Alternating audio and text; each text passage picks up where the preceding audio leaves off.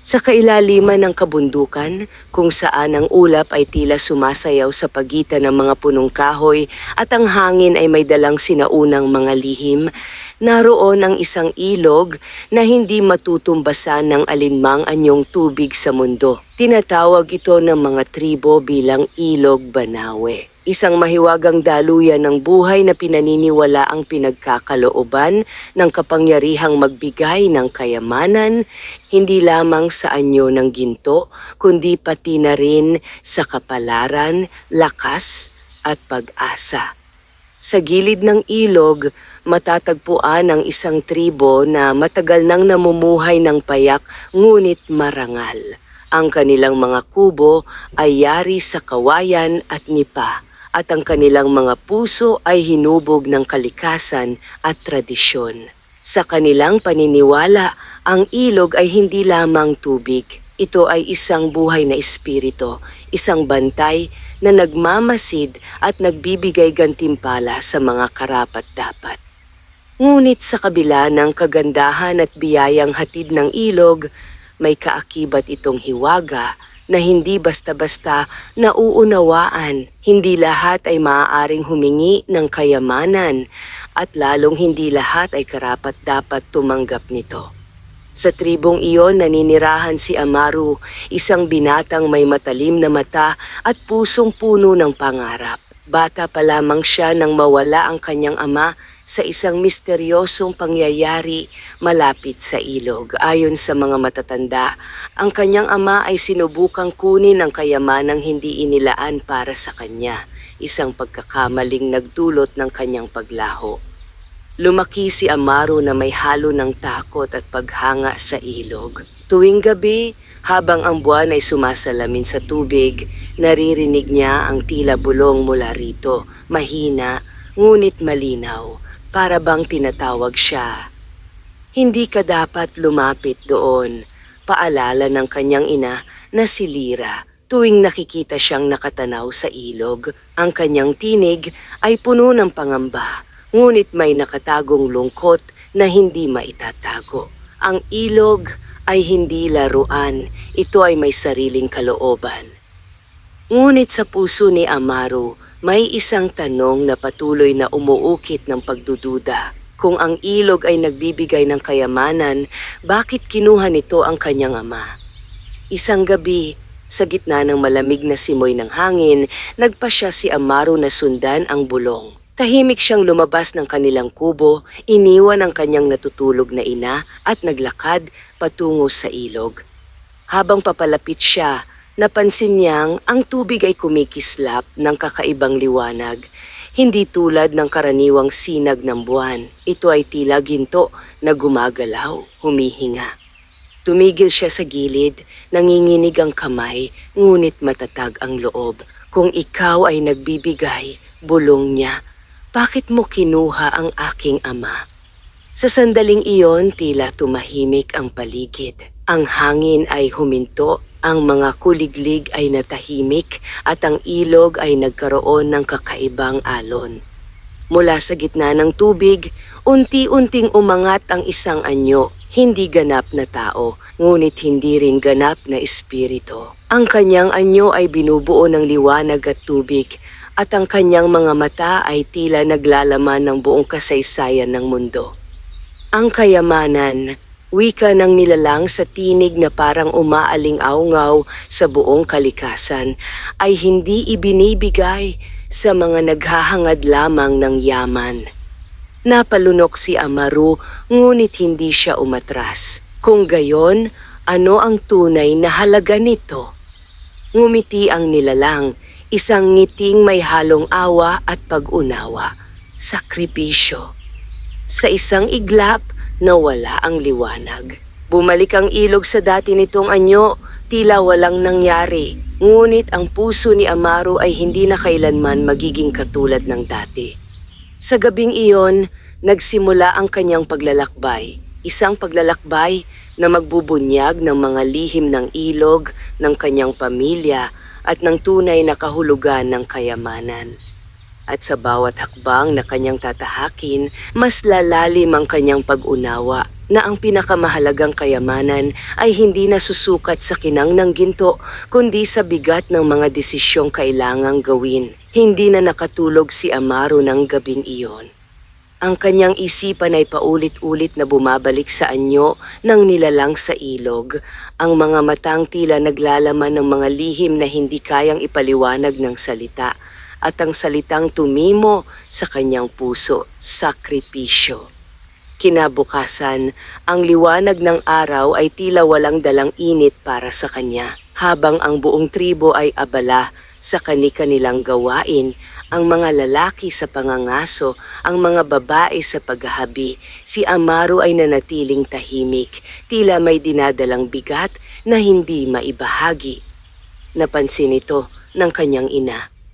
May bumabagabag sa iyo, mahinahong sabi ni Lira habang inaayos ang mga hinabing tela. Hindi ito tanong, kundi isang katiyakan.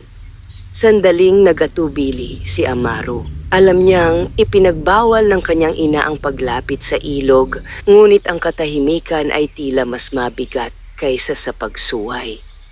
Ina, maranyang simula. Totoo bang ang ama ay nawala dahil sa ilog? Tumigil si Lira. Ang kanyang mga kamay ay nanatiling nakapirmi sa tela, ngunit ang kanyang mga mata ay unti-unting napuno ng lungkot na matagal ng kinikimkim. Hindi siya basta nawala, sagot niya matapos ang ilang sandali. Pinili niyang lumapit sa ilog sa maling dahilan. Dahil sa kayamanan? Tanong ni Amaro, bahagyang nanginginig ang tinig. Tumango si Lira ngunit may kakaibang pait sa kanyang mukha. Oh, ngunit hindi lamang iyon. Ang iyong ama ay isang mabuting tao, ngunit dumating ang panahon na ang kanyang puso ay nabalot ng pagnanais na baguhin ang lahat. Ang kahirapan ng ating tribo, ang kakulangan, ang paghihirap. Napayuko si Amaro. Hindi niya kailanman naisip na ang pagnanais na tumulong ay maaaring magdala ng kapahamakan. Hindi ba iyon mabuti? Tanong niya, puno ng pagkalito. Mabuti, sagot ni Lira, kung ang paraan ay tama. Tumayo siya at lumapit kay Amaro. Marahan niyang hinawakan ang mukha ng anak, ang kanyang mga mata ay puno ng pag-aalala. Ang ilog ay hindi nagbibigay dahil lamang sa pangangailangan. Sinusukat nito ang puso ng tao. At kapag ang puso ay nabalot ng pagnanasa, kahit pa ito ay para sa kabutihan, nagiging bulag ito sa hangganan. Napapikit si Amaro. Sa kanyang isipan, muling umalingaw-ngaw ang tinig ng nilalang. Ang kayamanan ay hindi ibinibigay sa mga naghahangad lamang ng yaman. At ano ang sakripisyo? Tanong niya halos pabulong. Biglang nanigas si Lira. Saan mo narinig ang salitang iyan? Mariin niyang tanong. Dahan-dahang tumingala si Amaro. Sa pagkakataong iyon, wala nang maitatago pa. Nakausap ko ang ilog. Parang tumigil ang mundo. Ang hangin sa loob ng kanilang kubo ay naging mabigat at ang mga mata ni Lira ay napuno ng takot na hindi na niya kayang ikubli. Hindi mo dapat ginawa iyon, nanginginig niyang sabi. Hindi mo nauunawaan kung ano ang pinasok mo. Ngunit sa halip na umatras, mas tumatag ang loob ni Amaro. Kung hindi ko ito uunawain, mananatili akong nakakulong sa tanong, sagot niya. Ina, gusto kong malaman kung bakit nangyari iyon sa ama. Gusto kong malaman ang katotohanan. Napaupo si Lira, tila biglang nawala ng lakas. Ilang sandali siyang nanahimik bago nagsalita muli. May mga bagay na mas mabuting hindi na hinahalungkat. Mahina niyang wika. Ngunit kung pinili ka na ng ilog, wala na akong magagawa. Pinili? Ulit ni Amaro. Tumango si Lira, bagaman may alinlangan sa kanyang mga mata. Hindi nagpapakita ang ilog sa kahit sino. Kung kinausap ka nito, may dahilan.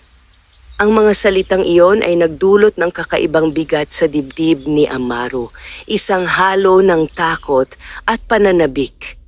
May isa pang nakakaalam, dagdag ni Lyra matapos ang mahabang katahimikan. Ang pinakamatandang tagapangalaga ng ating tribo. Siya lamang ang maaaring magpaliwanag ng mas malalim na lihim ng ilog. Sino siya? Agad na tanong ni Amaru. Si Apu Dalan, sagot ni Lyra. Ngunit mag-ingat ka. Hindi siya basta nagbibigay ng sagot. Kailangan mong patunayan na karapat-dapat kang makarinig ng katotohanan.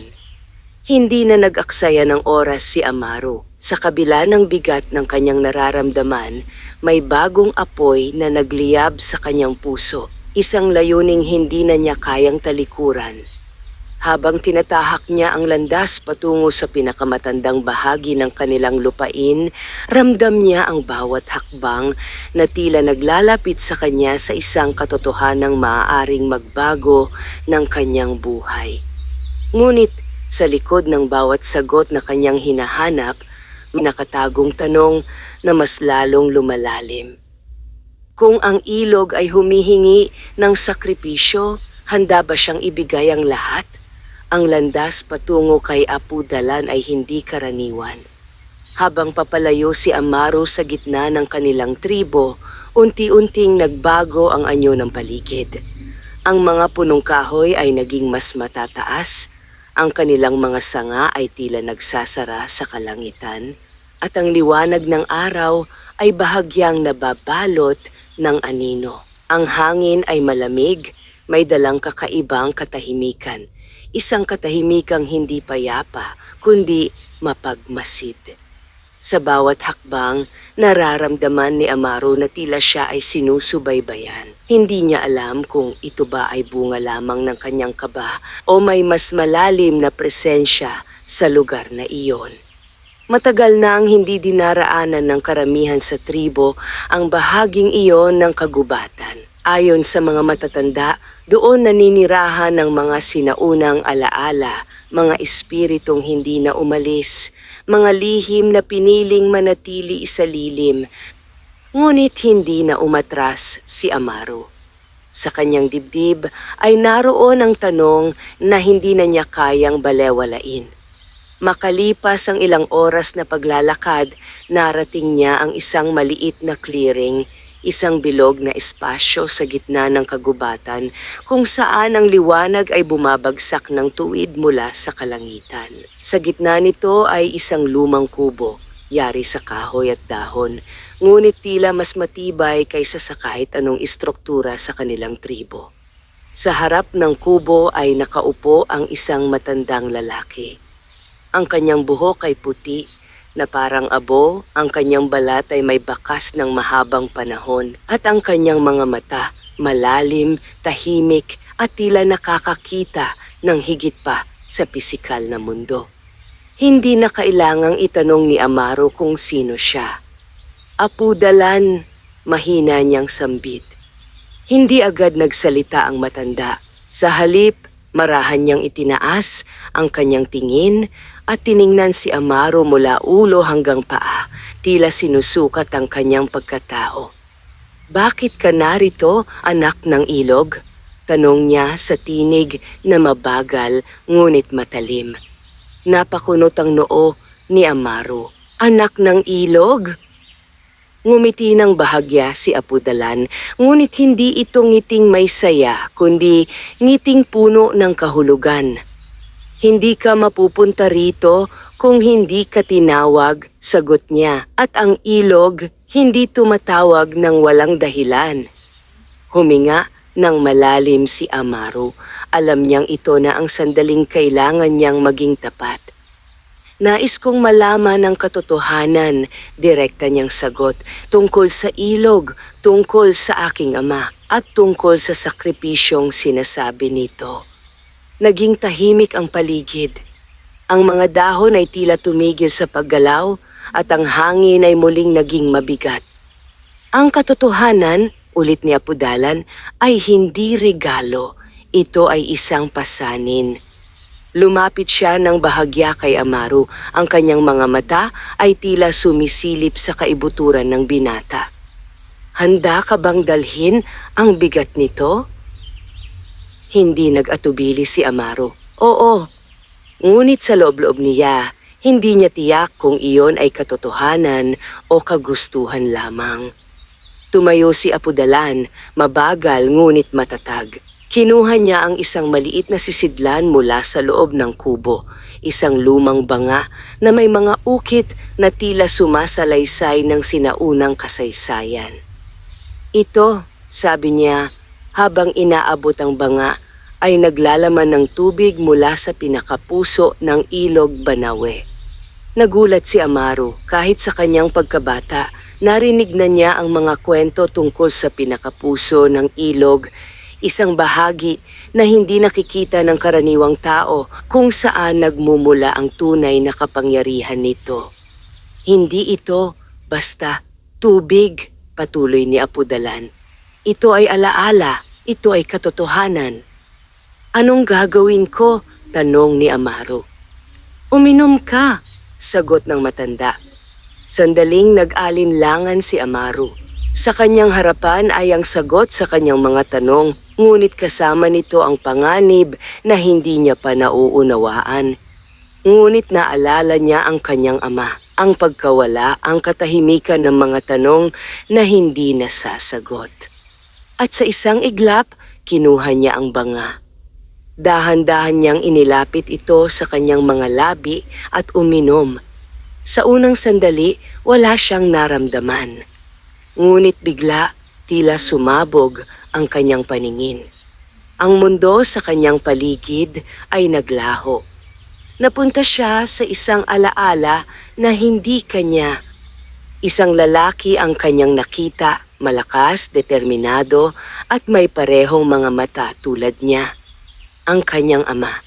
Nakatingin ito sa ilog, ang kanyang mga kamay ay puno ng ginto na kumikislap sa ilalim ng liwanag, ngunit sa kanyang mukha ay hindi kasiyahan, kundi isang lalim ng pagdududa. Hindi ito sapat, bulong ng lalaki. At sa likod niya, unti-unting lumitaw ang parehong nilalang na nakita ni Amaru. Walang sapat sa taong hindi marunong tumigil, wika nito. Biglang nagbago ang eksena. Ang ginto sa kamay ng kanyang ama ay naging abo. Ang tubig ng ilog ay naging madilim. At ang tinig ng lalaki ay napuno ng takot. Ano ang kapalit? Sumagot ang nilalang, ang pinakamahalaga sa iyo. Napabalik sa realidad si Amaru na hingal na hingal. Nabitiwan niya ang banga, ngunit bago pa ito bumagsak sa lupa, sinalo ito ni Apudalan. Ngayon, tahimik na sabi ng matanda, alam mo na kung bakit nawala ang iyong ama. Nanlalamig ang buong katawan ni Amaru. Hindi siya kinuha ng ilog, bulong niya. Ibinigay niya ang sarili niya. Hindi sumagot si Apudalan.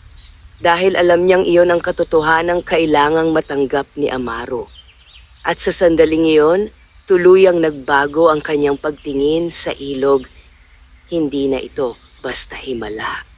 Ito ay isang kasunduan. Isang kasunduang may kapalit na hindi kayang sukatin ng kahit anong kayamanan. Matagal na hindi nagsalita si Amaru matapos ang kanyang nasaksihan. Ang bigat ng katotohanan ay tila unti-unting lumulubog sa kanyang dibdib, parang isang batong hindi niya maiaangat. Ang imahe ng kanyang ama, hindi bilang isang bayani, kundi bilang isang taong nagkamali, ay paulit-ulit na bumabalik sa kanyang isipan. Hindi siya mahina, mariin niyang sabi. Tila ipinagtatanggol ang alaala ng kanyang ama. Ginawa niya iyon para sa amin. Tahimik lamang si Apudalan, nakatingin sa malayo kung saan ang liwanag ay unti-unting sumisilip sa pagitan ng mga puno. Ang intensyon, sagot ng matanda, ay hindi sapat upang baguhin ang bunga ng isang desisyon. Napapikit si Amaru. Ang bawat salita ay tila patalim na dahan-dahang tumatama sa kanyang puso. Kung gayon, mali ba siya? Tanong niya halos pabulong. Hindi agad sumagot si Apu Dalan. Sa halip, lumakad siya papalapit sa isang lumang puno. Hinaplos ang balat nito na tila ba kinakausap ang isang matandang kaibigan. Ang tama at mali, aniya, ay hindi laging malinaw sa mundong pinamumunuan ng pagnanasa. Lumingon siya kay Amaru. Ang iyong ama ay hindi masamang tao. Ngunit sa sandaling pinili niyang kunin ang higit pa sa nararapat, doon nagsimulang magbago ang kanyang kapalaran. Unti-unting nagtaas ng tingin si Amaru. Ang kanyang mga mata ay puno ng emosyon, galit, lungkot at isang matinding pagnanais na maunawaan. Kung alam niya ang kapalit, bakit hindi siya tumigil? Isang mahabang katahimikan ang sumunod. At iyon, mahina ngunit matalim na sagot ni Apu Dalan, ang tanong na kailangan mong sagutin para sa iyong sarili.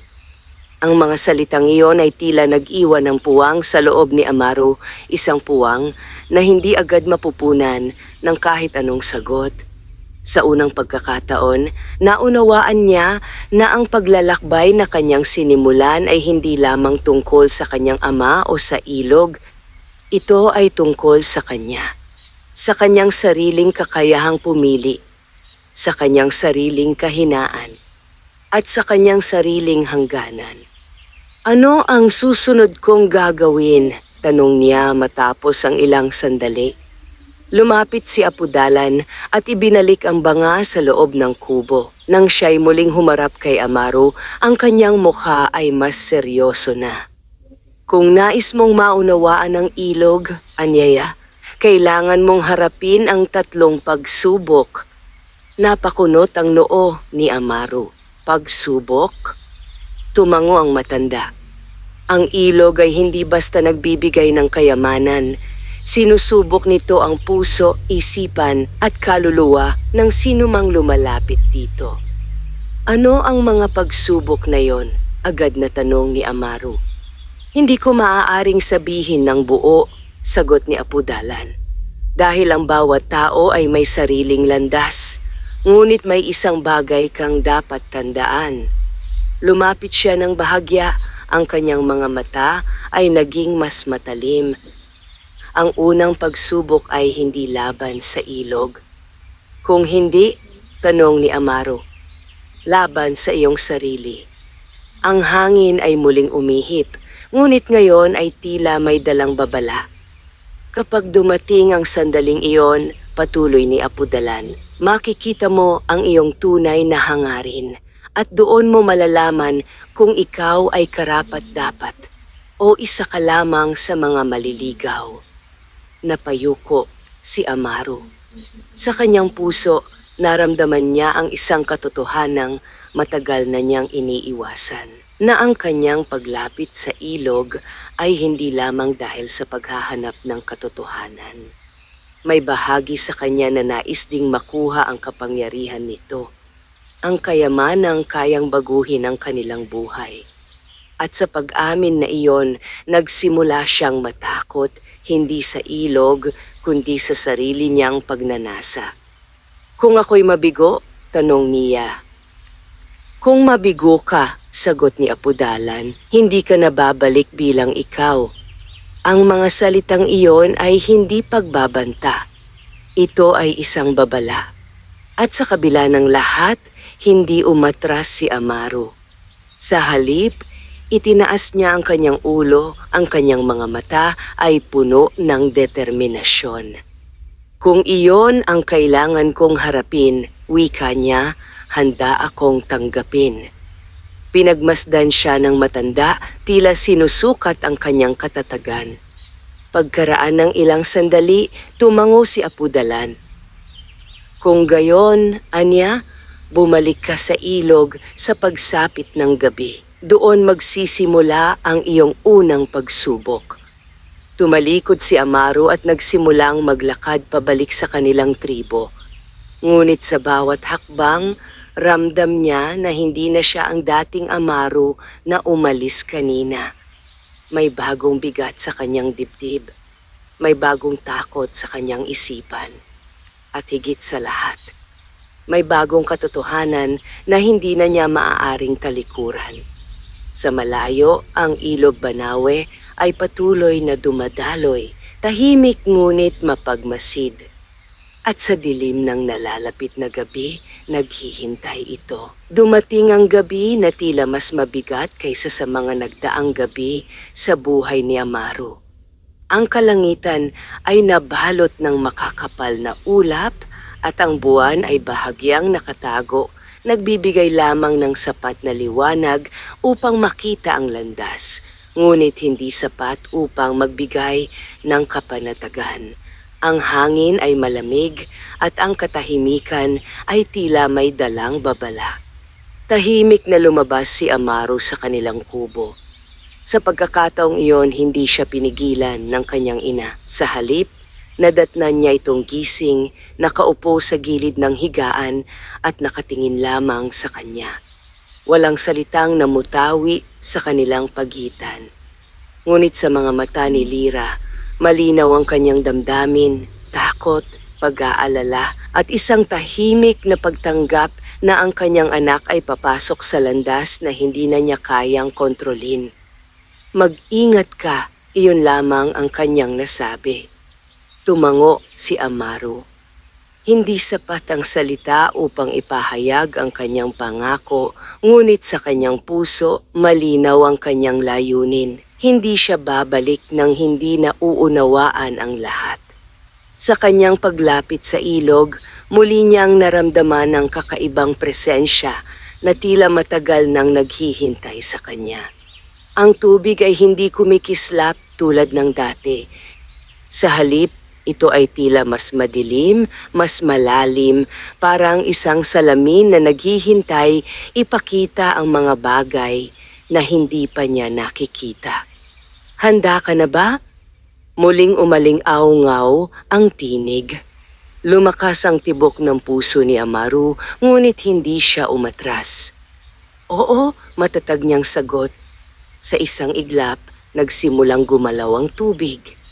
Hindi ito umalon tulad ng karaniwang ilog, ito ay tila nahati, unti-unting nagbukas sa gitna na para bang may landas na lumilitaw mula sa kailaliman. Pumasok ka. Walang pag-aalinlangan, humakbang si Amaru. Sa sandaling tumapak siya sa loob ng ilog, hindi siya nabasa. Sa halip, naramdaman niyang parang lumulubog siya sa isang ibang mundo, isang mundong hindi sakop ng oras o realidad. Biglang nagbago ang kanyang paligid. Nawala ang ilog, nawala ang kagubatan. Sa halip, napunta siya sa isang lugar na pamilyar, ang kanilang tribo. Ngunit may kakaiba. Ang lahat ay tila mas magulo. Ang mga kubo ay sira-sira, ang mga tao ay gutom at ang kanilang mga mukha ay puno ng pagod at desperasyon. Nakita niya ang kanyang ina, payat, mahina at halos hindi makalakad. At ito ang kinatatakutan mo, muling nagsalita ang tinig.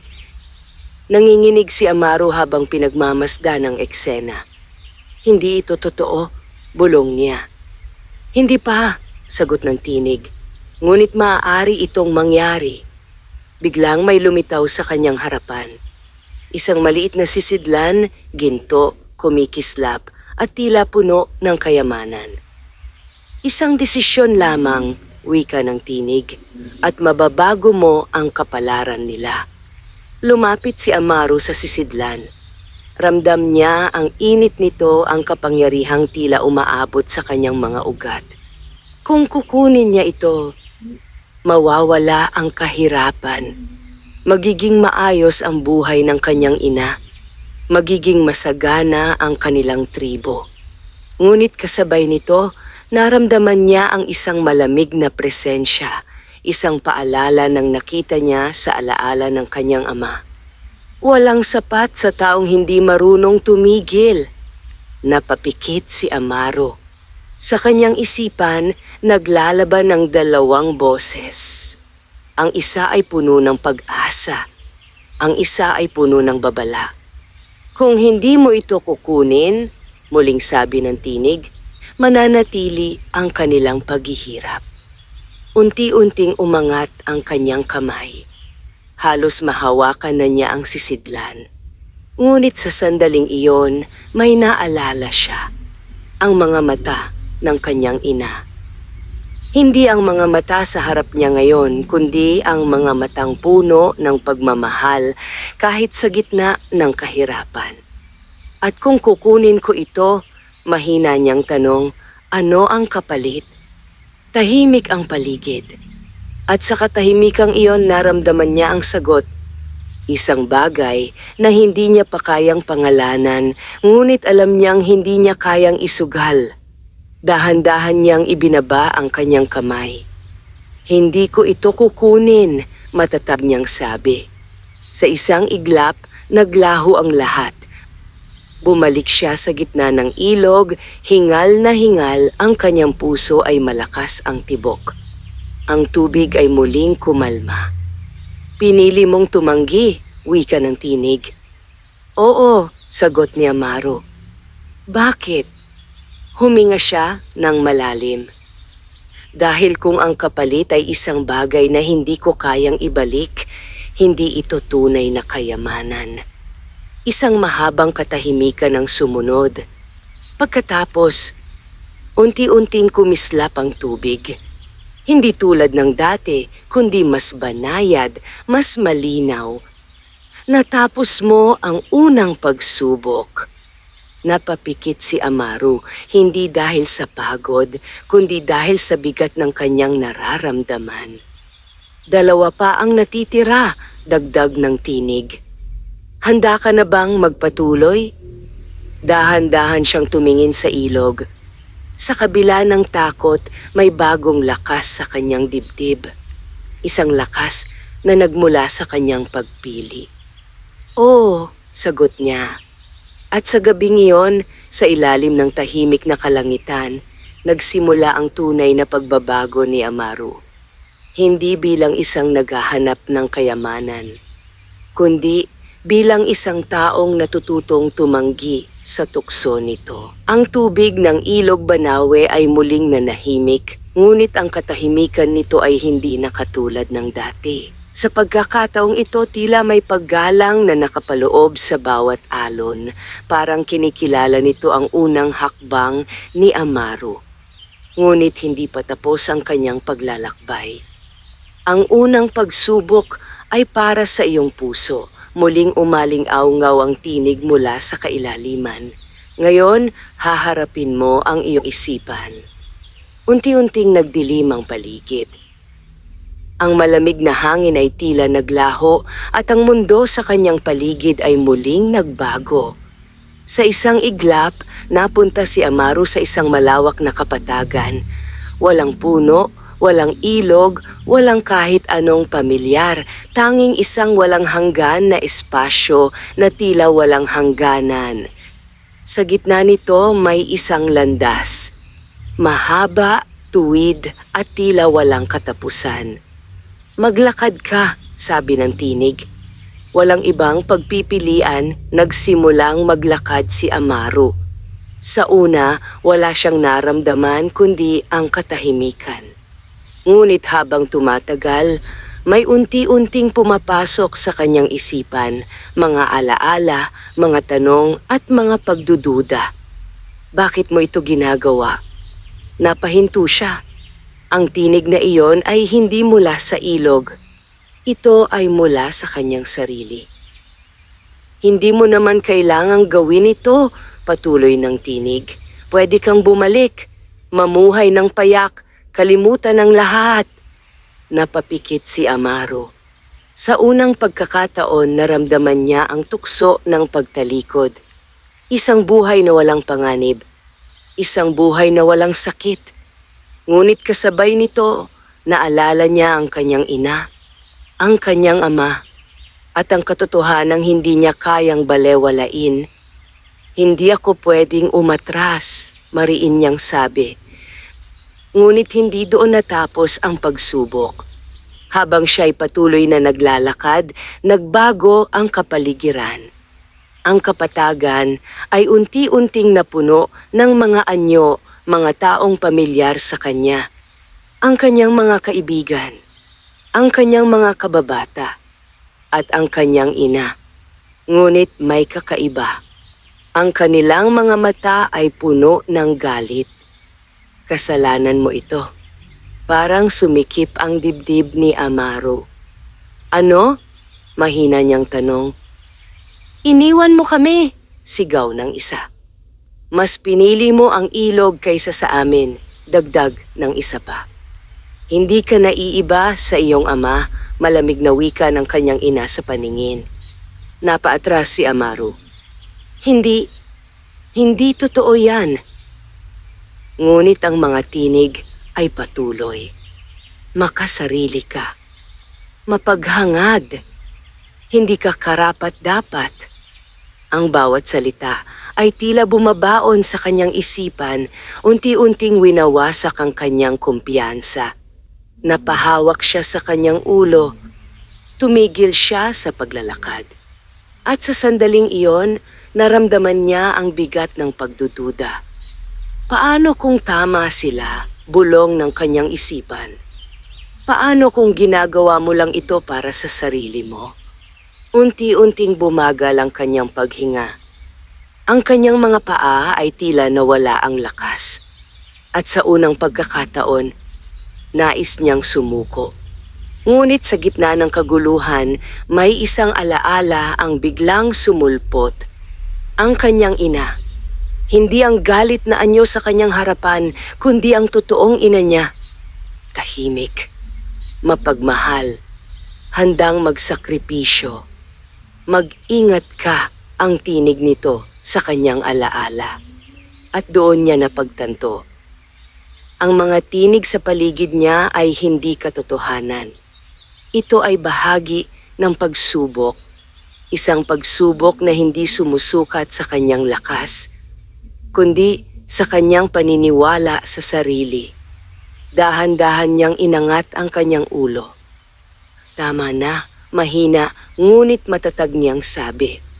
Ang mga tinig ay hindi tumigil. Sa halip, lalo itong lumakas. Ngunit hindi na siya nakinig. Hindi ako perpekto, patuloy niya.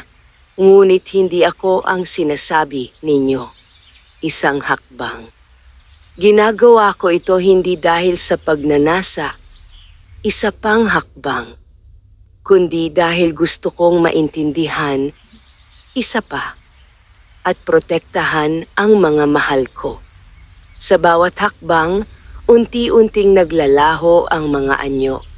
Ang mga tinig ay humihina hanggang sa tuluyan silang nawala. Muling bumalik ang katahimikan.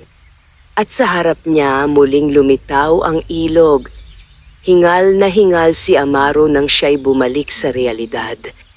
Ngunit sa kabila ng pagod, may kakaibang linaw sa kanyang isipan.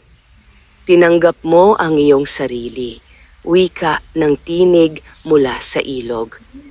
Oo, sagot niya bagaman may bahagyang panginginig. Hindi mo hinayaan na kainin ka ng pagdududa. Tahimik siyang tumango. Sa pagkakataong iyon, naunawaan niya na ang tunay na laban ay hindi laban sa mga panlabas na puwersa, kundi laban sa sariling takot at insecurities. Natapos mo ang pangalawang pagsubok, patuloy ng tinig. Isa na lamang ang natitira. Napatingin si Amaro sa ilog. Ang tubig nito ay muling kumikislap. Ngunit ngayon ay tila mas malalim ang kahulugan nito. Hindi na ito basta misteryo. Ito ay isang guro. At siya ay isa ng mag-aaral na unti-unting natututo. Ang huling pagsubok, dagdag ng tinig, ang magpapasya ng iyong kapalaran. Huminga ng malalim si Amaro. Sa puntong iyon, alam niyang wala ng pag-urong. Handa na ako, wika niya. Ngunit Sa kaibuturan ng kanyang puso, alam niyang ang susunod na haharapin niya ay hindi na lamang tungkol sa pagpili o paniniwala. Ito ay tungkol sa kung ano ang kaya niyang isuko. Ang gabi ay tila mas lalong lumalim.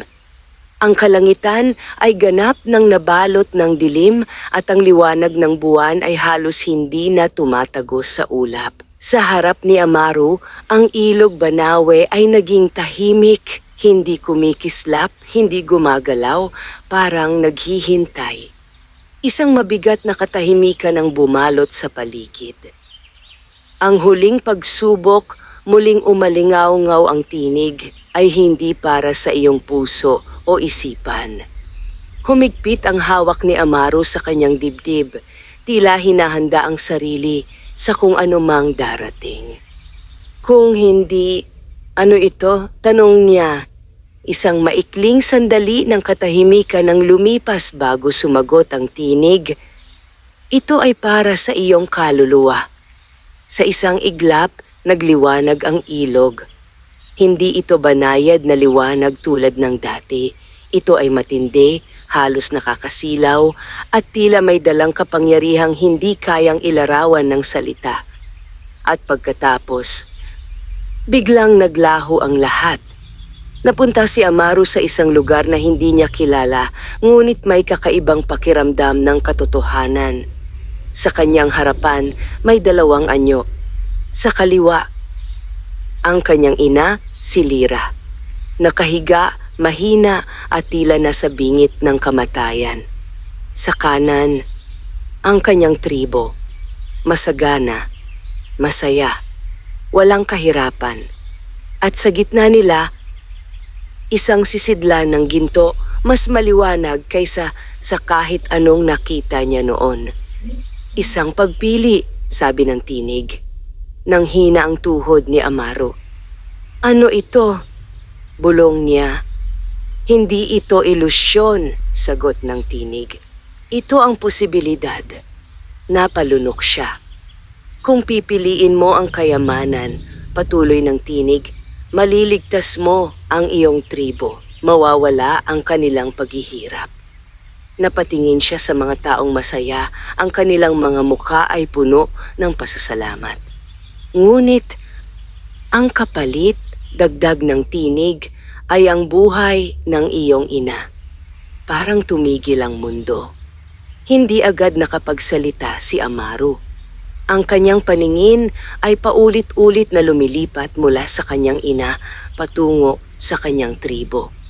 Hindi mahina niyang sambit. Hindi ito makatarungan. Ang kapangyarihan ay laging may kapalit. Malamig na sagot ng tinig. Unti-unting lumapit si Amaru sa kanyang ina. Ang kanyang mga mata ay nakapikit, ang kanyang paghinga ay mahina. Sa bawat segundo, ramdam niyang maaari niya itong mawala. Kung pipiliin mo siya, patuloy ng tinig, mananatili ang kahirapan. Walang magbabago. Napapikit si Amaru. Sa kanyang dibdib, naglalaban ang dalawang katotohanan. Ang pagmamahal sa kanyang ina at ang responsibilidad sa kanyang tribo. Hindi ako pwedeng pumili, nanginginig niyang sabi.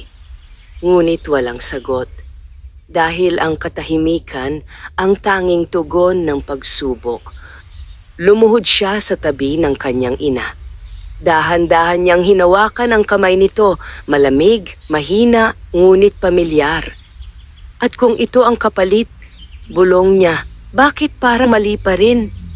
Walang sumagot.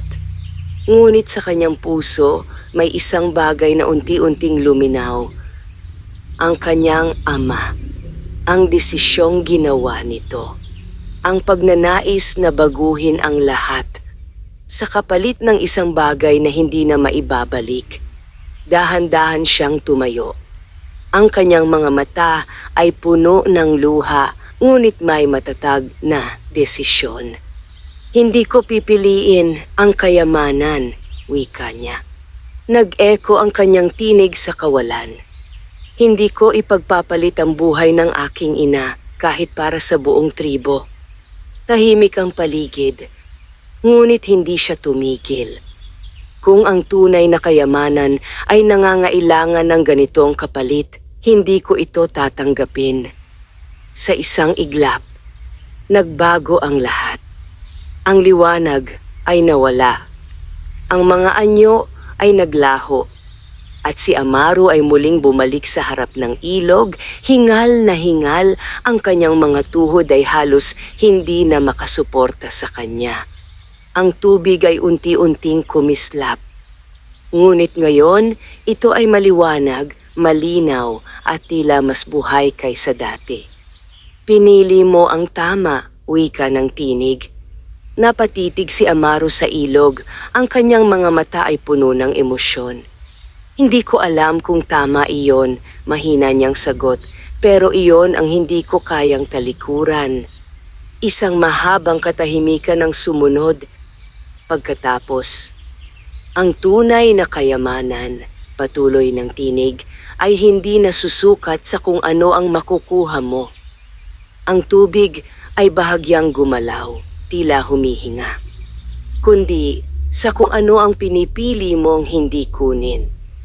Napapikit si Amaru. Sa sandaling iyon, naramdaman niya ang kakaibang gaan sa kanyang puso. Parang may bagay na matagal nang nakakadena sa kanya ang tuluyang naputol. Natapos mo ang huling pagsubok, dagdag ng tinig. Unti-unting nagliwanag ang paligid. At mula sa gitna ng ilog, muling umangat ang nilalang na kanyang unang nakita. Ngunit sa pagkakataong ito, ang anyo nito ay mas malinaw, mas payapa. At ngayon, sabi nito, ikaw ay handa nang tumanggap. Ngunit bago pa makapagsalita si Amaru, naramdaman niya ang isang kakaibang pagbabago sa kanyang paligid. Hindi lamang siya ang nagbago, kundi ang ilog mismo.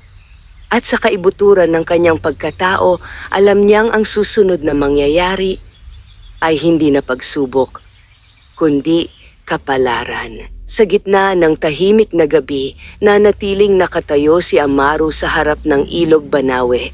Pagod ang katawan, ngunit ang kanyang puso ay tila mas malinaw kaysa kailanman. Ang nilalang mula sa ilog ay unti-unting lumapit.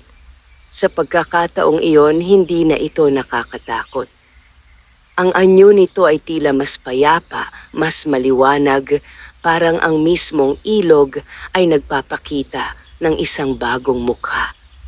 Ikaw ay dumaan sa 3 pagsubok, wika nito sa tinig na hindi na malamig kundi puno ng katahimikan. At sa bawat isa, pinili mong unahin ang higit sa sarili mong kapakinabangan.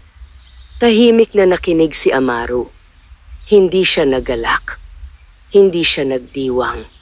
Sa halip, may kakaibang kababaang loob ang bumalot sa kanya. Parang naiintindihan niyang ang kanyang pinagdaanan ay hindi lamang tagumpay, kundi isang responsibilidad.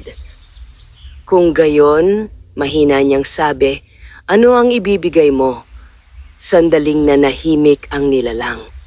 Pagkatapos, dahan-dahan nitong itinaas ang kamay nito at mula sa tubig, may isang liwanag na unti-unting umangat. Hindi ito ginto. Hindi ito kayamanan na kumikislap sa mata. Ito ay isang maliit na sisidlan, simple, ngunit may kakaibang ningning na tila nagmumula sa loob. Ito ang kaloob ng ilog, wika ng nilalang. Tinanggap ito ni Amaru bagaman may bahagyang pag-aalinlangan. Hindi ito mukhang kayamanan, sabi niya At hindi nga, sagot ng nilalang. Napatingin siya rito, naguguluhan. Kung gayon, ano ito? Pagkakataon. Napakunot ang noo ni Amaru. Hindi ko nauunawaan. Ngumiti ng bahagya ang nilalang. Ang karamihan ay humihingi ng kayamanan upang baguhin ang kanilang buhay. Ngunit ikaw, pinili mong huwag kumuha ng hindi nararapat. Lumapit ito ng bahagya. Kaya ang ibinibigay sa iyo ay hindi yaman, kundi kakayahang baguhin ang daloy ng iyong kapalaran. Tahimik na pinakinggan ni Amaru ang mga salita. Hindi ito ang inaasahan niya. Ngunit sa kaibuturan ng kanyang puso, naramdaman niyang ito ay mas mahalaga kaysa sa anumang ginto. Paano ko ito gagamitin? Tanong niya. Sa tamang panahon, sagot ng nilalang, kapag ang iyong puso ay muling haharap sa isang mahirap na pagpili. Napayuko si Amaru. Sa puntong iyon, unti-unti niyang nauunawaan na ang ilog ay hindi nagbibigay ng madaling solusyon. Ito ay nagbibigay ng kakayahan na harapin ang realidad. Ang iyong tribo, patuloy ng nilalang, ay hindi magbabago sa isang iglap. Napatingin siya muli. Ngunit sa pamamagitan mo, maaari silang magkaroon ng bagong simula. Huminga ng malalim si Amaru. Sa unang pagkakataon, hindi na siya naghahanap ng mabilis na sagot. Sa halip, tinanggap niya ang katotohanang ang pagbabago ay nangangailangan ng panahon. Salamat, mahina niyang sabi. Ngunit bago pa siya tuluyang makalayo, muling nagsalita ang nilalang. May isa ka pang dapat malaman. Tumigil si Amaru. Ang kanyang puso ay muling bumilis. Ang iyong ama, wika nito, ay hindi tuluyang nawala. Nanlaki ang kanyang mga mata. Ano ang ibig mong sabihin? Ang liwanag ng ilog ay bahagyang nagbago, tila may bahid ng lungkot. Ang mga nagiging bahagi ng ilog, sagot nito, ay nananatili sa pagitan ng mundo ng tao at ng aming pinagmulan. Nanginginig ang tinig ni Amaru. Ibig mong sabihin, buhay pa siya? Hindi sa paraang nauunawaan mo, sagot ng nilalang. Ngunit ang kanyang diwa ay narito pa rin. Napahawak si Amaru sa kanyang dibdib. Sa pagkakataong iyon, may pag-asa na unti-unting sumibol sa kanyang puso. Isang pag-asang matagal niyang inilibing. Makikita ko pa ba siya? Tanong niya, halos pabulong. Sandaling nanahimik ang nilalang. At iyon, sagot nito, ay hindi na nakasalalay sa amin. Napakunot ang noo ni Amaru. Kung hindi, kanino? Dahan-dahang kumislap ang tubig. At sa iyo, ang mga salitang iyon ay nag-iwan ng mas malalim na misteryo. Ngunit bago pa siya makapagtanong muli, unti-unting naglaho ang liwanag. Ang nilalang ay bumalik sa kailaliman ng ilog, at ang lahat ay naging tahimik muli. Si Amaru ay naiwan sa gilid ng tubig, hawak ang sisidlan at puno ng bagong tanong. Hindi pa tapos ang kanyang paglalakbay. Sa katunayan, ito pa lamang ang simula ng kanyang tunay na tungkulin. At sa pag-uwi niya sa kanilang tribo, dala niya ang isang katotohanang hindi niya inaasahan, na ang pinakamahalagang kayamanan ay hindi ibinibigay, kundi ipinagkakatiwala. Ang unang liwanag ng umaga ay marahang sumilip sa pagitan ng mga punong kahoy habang si Amaru ay naglalakad pabalik sa kanilang tribo. Ang kanyang mga hakbang ay mabagal, hindi dahil sa pagod, kundi sa bigat ng mga bagong katotohanang kanyang dala. Sa kanyang kamay, mahigpit niyang hawak ang sisidlang ibinigay ng ilog. Hindi ito kumikislap tulad ng ginto, ngunit may kakaibang init na tila tumutugon sa tibok ng kanyang puso. Pagdating niya sa kanilang kubo, nadatnan niyang gising na ang kanyang ina. Nakatayo ito sa may pintuan, tila kanina pa naghihintay. Nang magtama ang kanilang mga mata, walang salitang kailangan. Alam ni Lyra na nagbago ang kanyang anak. At bumalik ka, mahina nitong sabi. Oo, sagot ni Amaru. Lumapit siya at marahang hinawakan ang kamay ng kanyang ina. Isang simpleng kilos, ngunit puno ng kahulugan. Hindi niya ito ipagpapalit. Hindi kailanman. Ano ang ibinigay sa iyo ng ilog? Tanong ni Lyra, may halong pag-aalala at pag-asa. Tiningnan ni Amaru ang sisidlan. Hindi kayamanan, sagot niya, kundi isang pagkakataon. Napakunot ang noo ng kanyang ina. Ngunit bago pa siya makapagtanong muli, may kakaibang nangyari. Biglang uminit ang sisidlan sa kamay ni Amaru. Napaatras siya. At sa isang iglap, ang liwanag mula rito ay kumalat, banayad ngunit malinaw, parang isang alon na dumaan sa kanilang paligid. Napuno ng katahimikan ang loob ng kubo. At ano iyon? Bulong ni Lyra. Hindi agad nakasagot si Amaru. Sa halip, naramdaman niya ang isang presensya. Isang presensyang pamilyar. Unti-unti siyang lumingon. At doon, sa sulok ng kanilang kubo, may isang anyo. Hindi ito ganap na malinaw, tila gawa sa liwanag at hangin. Ngunit ang hugis nito, ang tindig at ang mga mata. Ama, mahina niyang sambit. Nanlaki ang mga mata ni Lyra. Hindi siya agad makagalaw. Ang anyo ay dahan-dahang lumapit. Hindi ito nagsasalita. Ngunit sa bawat hakbang nito, ramdam ni Amaru ang isang emosyon na hindi kayang ipaliwanag.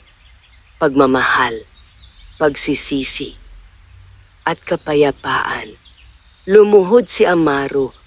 Ang kanyang mga mata ay napuno ng luha. Bakit mo kami iniwan?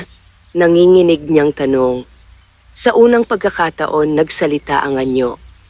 Isang tinig na hindi malakas ngunit malinaw sa kanyang puso.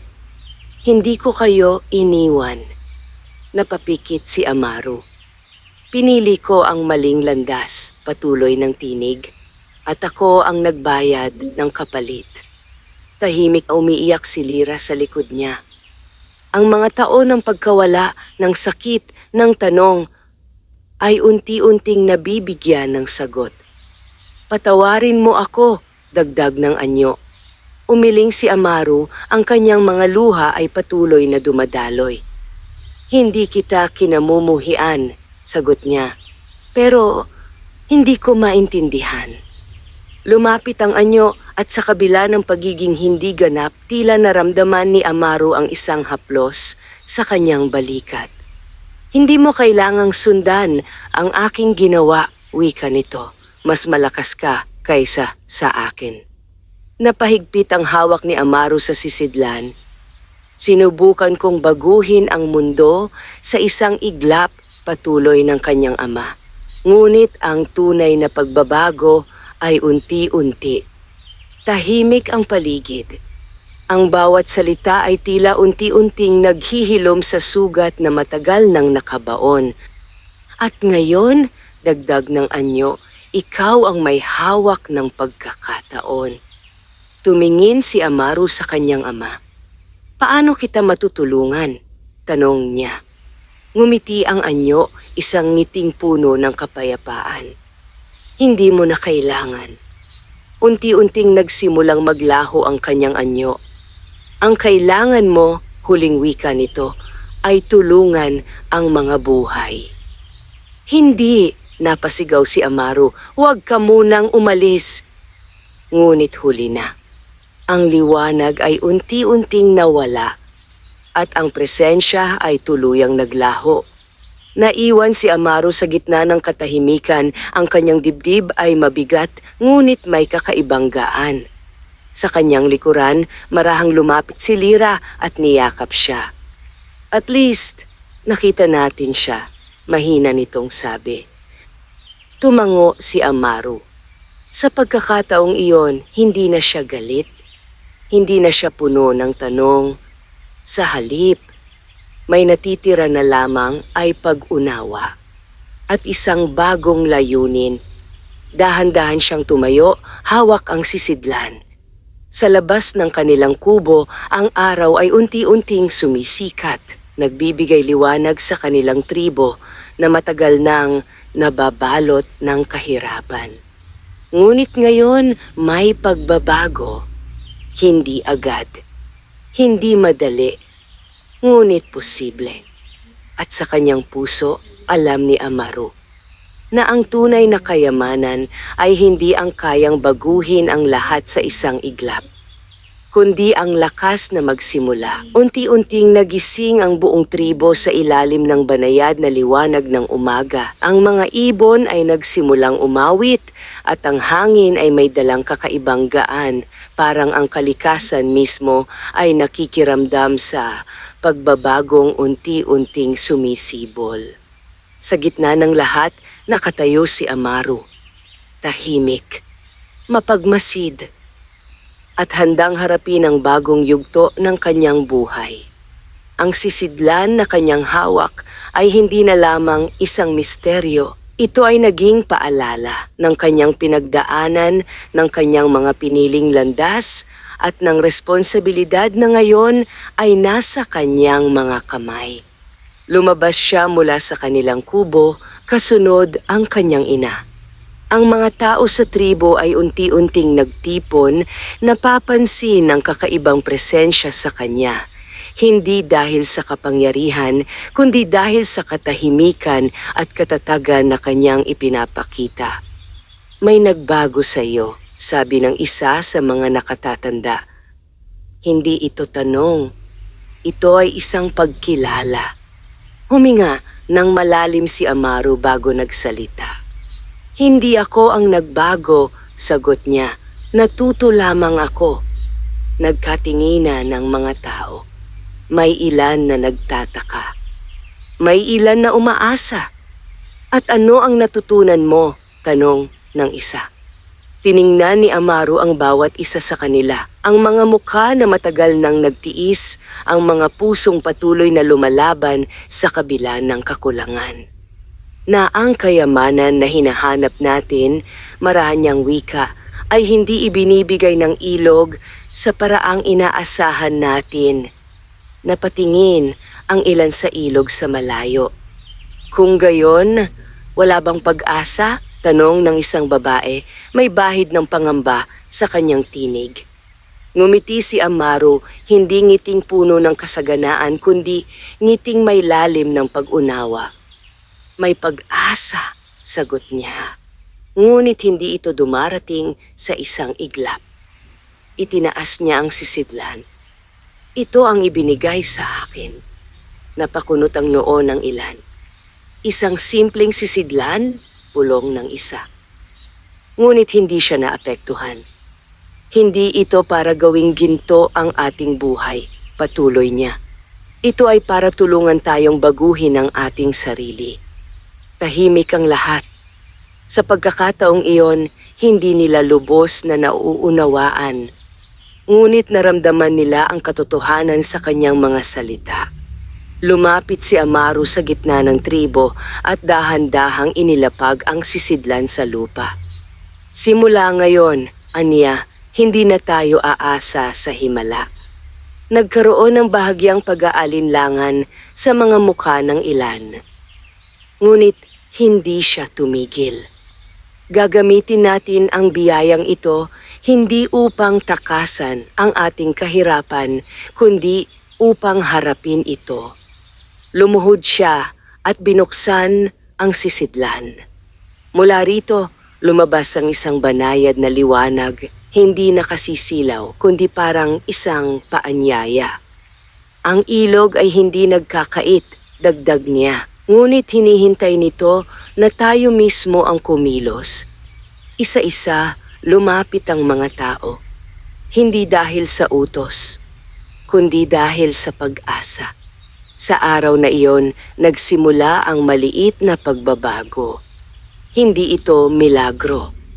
Hindi ito biglaang kasaganaan. Ngunit ang mga tao ay nagsimulang magtulungan, mas organisado, mas determinado, at may bagong paniniwala na ang kanilang kinabukasan ay hindi lamang nakasalalay sa ilog. Sa mga sumunod na araw, ang sisidlan ay naging bahagi ng kanilang pamumuhay. Hindi ito nagbibigay ng ginto. Ngunit sa tuwing ito ay ginagamit sa tamang layunin, sa pagtatanim, sa paghahati ng pagkain, sa pagtutulungan, tila mas nagiging magaan ang kanilang gawain, mas nagiging malinaw ang kanilang mga desisyon. At sa paglipas ng panahon, ang tribo ay unti-unting nagbago. Hindi sa paraang marangya, kundi sa paraang matibay. Isang hapon, muling bumalik si Amaru sa gilid ng ilog Banawe. Tahimik siyang naupo, pinagmamasdan ng tubig na patuloy na dumadaloy. Salamat, mahina niyang sabi. Hindi na siya naghihintay ng sagot.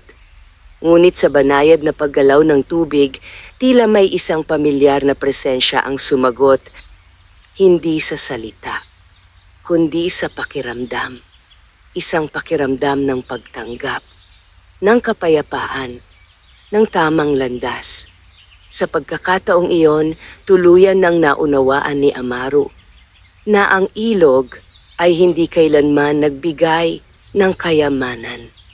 Ito ay nagturo kung paano ito likhain. At sa bawat patak ng tubig na dumadaloy, dala nito ang isang paalala na ang tunay na kayamanan ay hindi nakukuha, kundi pinipiling buuin.